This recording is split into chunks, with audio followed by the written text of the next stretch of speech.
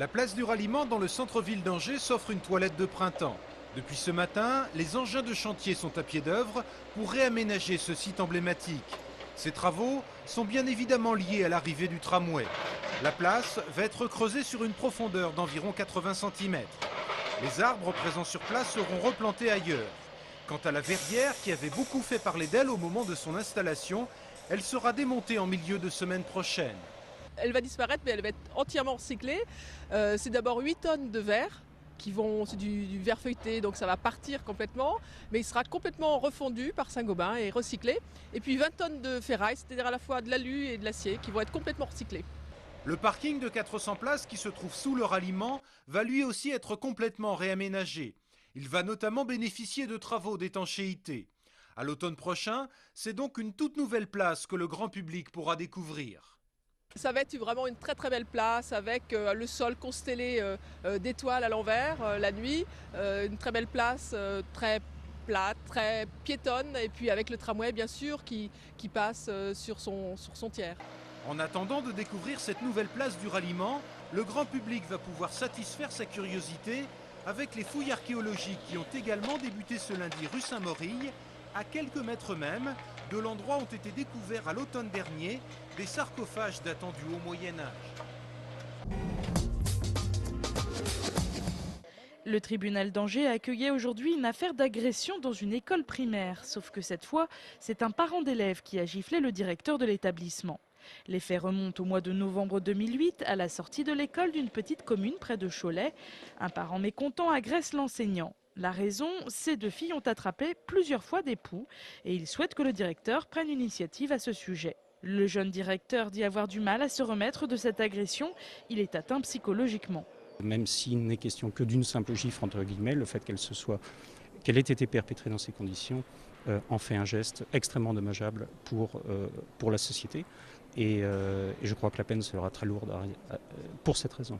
Aux côtés des parties civiles, aujourd'hui, il y avait un représentant de l'Éducation nationale. De l'Éducation nationale, lorsqu'un enseignant est frappé, agressé, voire insulté dans l'exercice de ses fonctions, l'Éducation nationale systématiquement porte plainte de façon à aussi, comme l'a dit l'avocat, faire que l'école reste un lieu où on puisse apprendre pour les élèves et enseigner pour les enseignants de façon calme et sereine. L'auteur de la gifle a été condamné cet après-midi à 6 mois de prison avec sursis, assorti d'une mise à l'épreuve de 18 mois. Ça se complique pour les Ducs d'Angers, mais les hockeyeurs angevins y croient encore. Ce week-end, les Ducs étaient dans les Hautes-Alpes, à Briançon, pour disputer les demi-finales de la Ligue Magnus. Les Angevins sont repartis avec 2 défaites et devront désormais impérativement gagner le prochain match pour espérer se qualifier. Ce 3e match contre les Diables Rouges de Briançon se déroulera demain soir à 20h30 à la patinoire du Haras.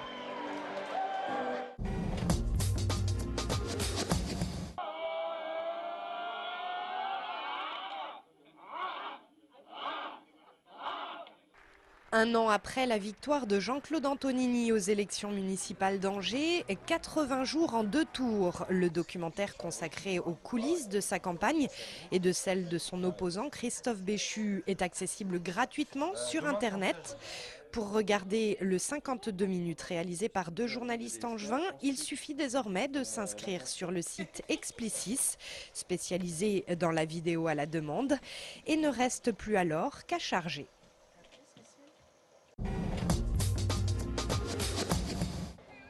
Le club Angers Nautique Aviron organisait ce week-end une manifestation qui lance sa saison, la Coupe des Dames. Une course d'environ 15 km en 8 barrés à laquelle ont participé les femmes de plusieurs clubs de la région. À l'heure où Julien Bain, le champion du club angevin, vient d'être désigné rameur de l'année par la Fédération française d'aviron, cette Coupe des Dames, c'était surtout l'occasion pour les filles du club de se tester. Des filles pour lesquelles le club a cette année de grandes ambitions. L'objectif premier, c'est championnat de France à Vichy, au mois de juillet. Donc c'est essayer d'emmener un 8, si possible en finale. Et voilà, ça c'est le principal objectif de l'année. On a toujours des grandes ambitions.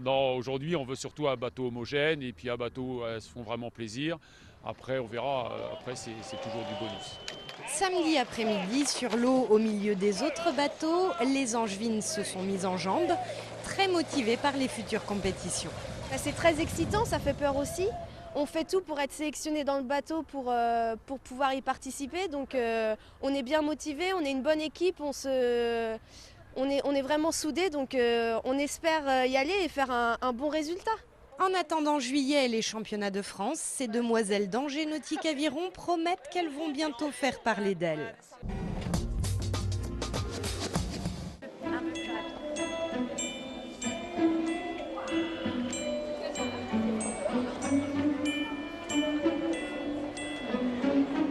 C'était presque le printemps et les bulles de savon flottaient dans les airs. Samedi, dans le centre-ville d'Angers, la rue Saint-Aubin s'est transformée en rue de la Bulle, une métamorphose orchestrée par les étudiants de 3e année d'Infocom de l'Université catholique de l'Ouest.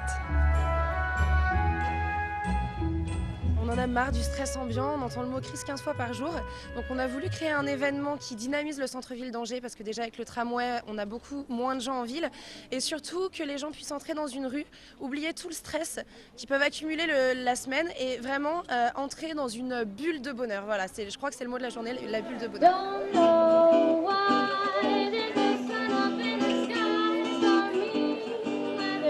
Transat pour buller en musique, stand de BD ou concours de bulles de chewing-gum, tout plein de petites animations pour amuser les enfants. Oui, je pense que ça va leur donner plein d'idées dans la maison. Ça va être très sympathique, c'est très ludique et non, c'est bien, ça met de l'animation, c'est vraiment c'est sympathique. Ah, ça met de la vie dans la ville, les gens sont détendus, oui, pourquoi pas. Ça plaît aux enfants, ça plaît aux grands, ça plaît à tout le monde.